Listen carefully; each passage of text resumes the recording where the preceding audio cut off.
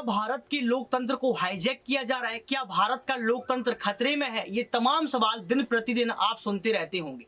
नमस्कार, आपके साथ मैं हूं ऋतिक सविता। स्वागत है आपका SPN 9 न्यूज में।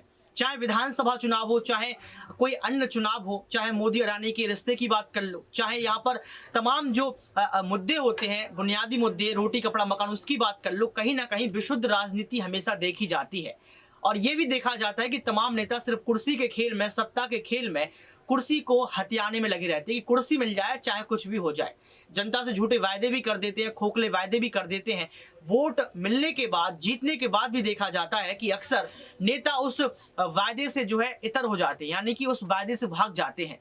लेकिन सवाल ये है कि क्या देश के लोकतंत्र को हाईजैक किया जा रहा है? ये बात मैं नहीं कह रहा हूं, ये बात कांग्रेस पार्टी के तमाम नेता कह रहे हैं, पवन खेरा कह रहे हैं। पवन खेरा की इस वीडियो को सुनिए। किस तरह से भारत के लोकतंत्र को हाईजैक किया जा रहा है भारत की ही रूलिंग पार्टी द्वारा।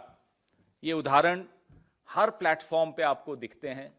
और विडंबना इस बात की है कि BBC ने कुछ छाप दिया या कोई फिल्म बना दी तो साहब विदेशी लोग हस्तक्षेप कर रहे हैं। विदेश में जाकर अपनी ही देश की निंदा करने वाले प्रधानमंत्री को तब शर्म नहीं आती जब वो बाहर जाकर अजीब अजीब बातें करते कि शर्म आती थी इस देश में पैदा होते।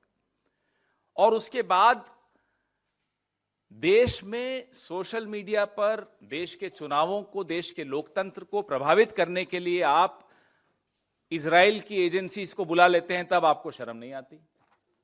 तब देश के लोकतंत्र को कोई खतरा नहीं है, तब विदेश से कोई हस्तक्षेप नहीं हो रहा क्योंकि आप कर रहे हैं। पेगासस के वक्त आपको तब नहीं याद आता कि आप विदेश की सहायता लेकर अपने ही देश के महत्वपूर्ण व्यक्तियों के फोन्स को हैक करा रहे हो।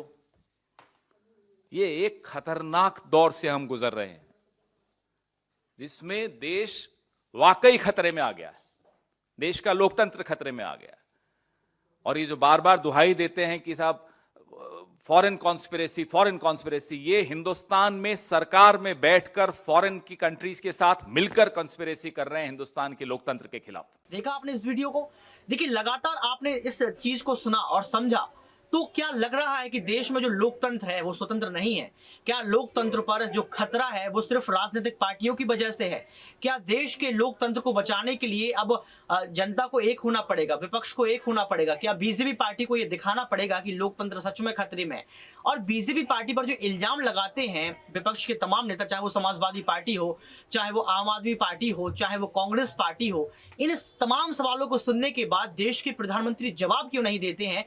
ये अहम सवाल बन जाता है, क्योंकि अगर आप जवाब देते हैं तो कहीं ना कहीं विपक्ष को मुंह की खानी पड़ेगी, लेकिन ये देखा नहीं जाता है। लेकिन पवन खेरा की इस बात को सुनने का आप कितना सहमत हैं, कमेंट बॉक्स में आप जरूर बताएं। आज की इस खास रिपोर्ट में बस इतना ही।